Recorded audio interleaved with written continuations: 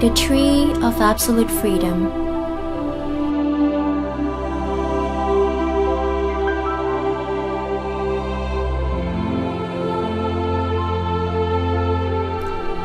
The Song of 100,000 Leaves weaves the tales of rise and fall.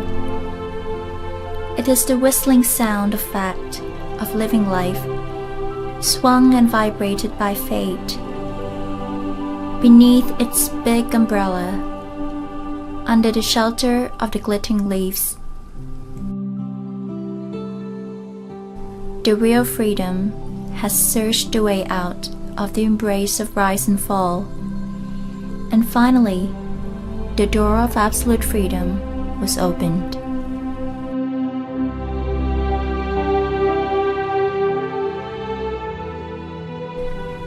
Like lotus, the sacred tree called Bodhi placed the symbol of absolute achievement or enlightenment along the walk of living Buddhism.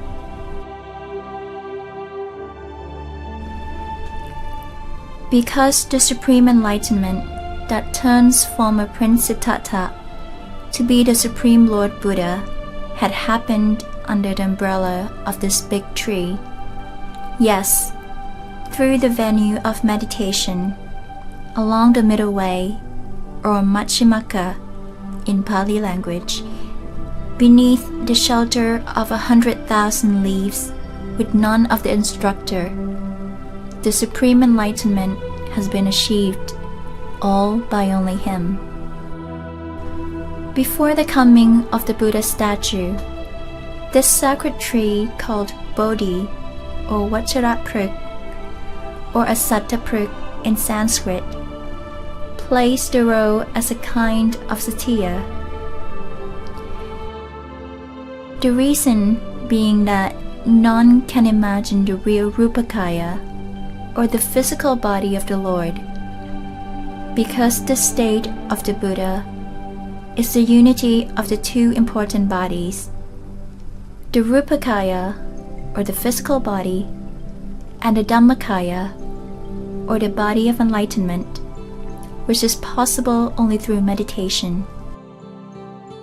The Dhammakaya, or the body of enlightenment, permanently existed inside the innermost of the Rupakaya of the Lord.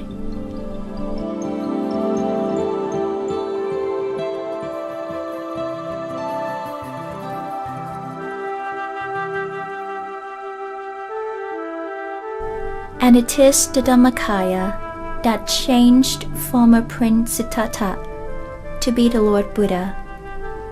Then, to symbolize the Blessed One, the Bodhi tree has been chosen together with empty seat, or asana, instead of making his statue.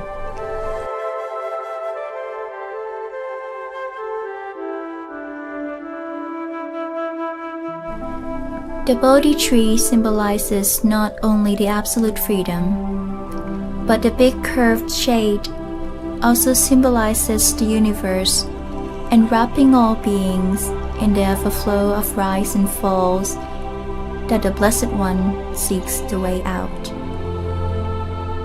Then, when the stupa or satya took its first step by Asoka the Great, the first delivered was in the shape of a semisphere.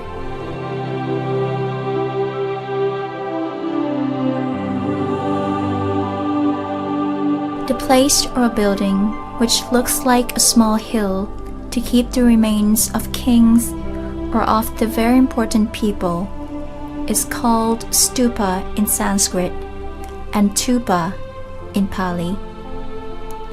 But satya is only in Pali language, means the place or the one who should be respected. Stupa or tupa is always in the form of a small hill, but satya could be in any form because of its being the place to be respected is the main principle.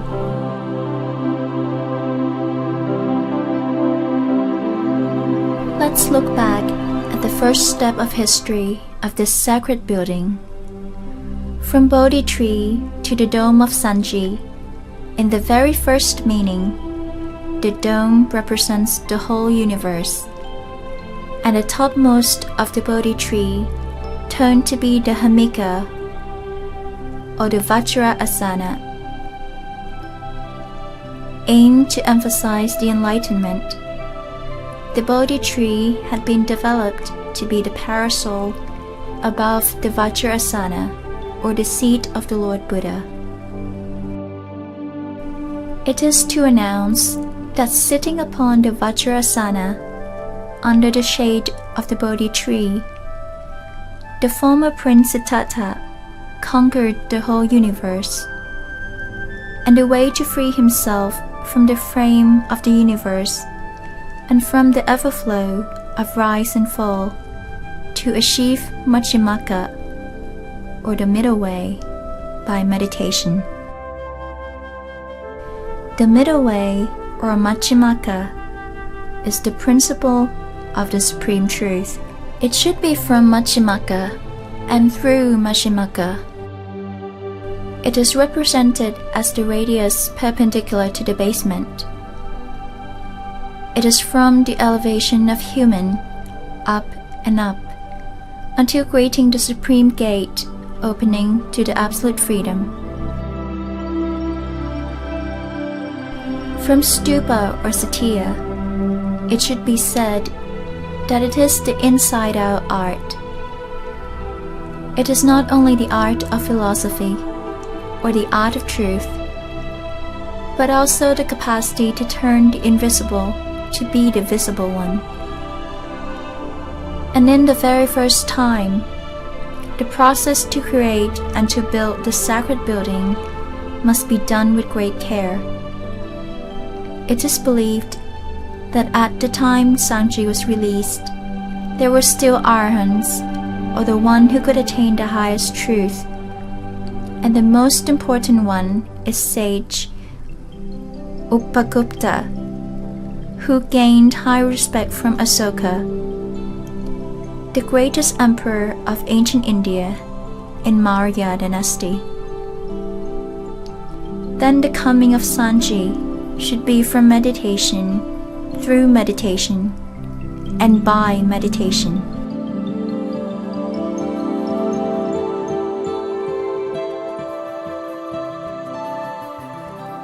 Sanji, the first dome stupa of the world of Buddhism, is lying in history. Time regularly takes its steps from history to present. Now, through 2,500 years, emerges the new one in the venue of living Buddhism, glittering and shining to confirm the light of enlightenment. The Dhammakaya Satya, the modern technology for the ultimate truth.